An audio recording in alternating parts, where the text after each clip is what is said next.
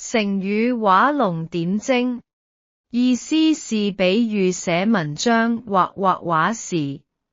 在最關鍵的地方加上精闢的畫，或重要的一筆，讓整體變得更加生動傳神。南朝梁代的大畫家張僧就在金陵、今南京安樂寺廟牆壁上畫了4條龍，但是都沒有畫眼睛。大家覺得奇怪，他回答如果點上眼睛，龍就會飛走。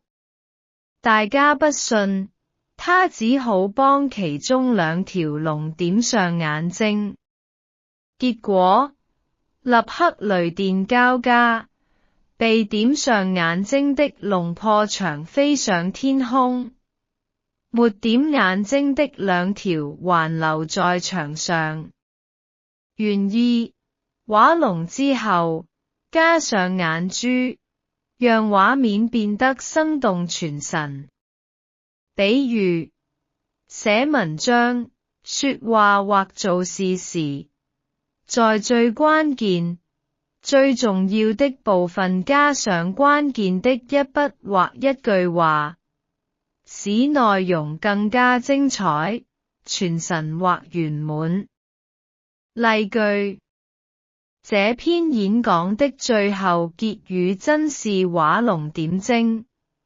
讓全場聽眾印象深刻。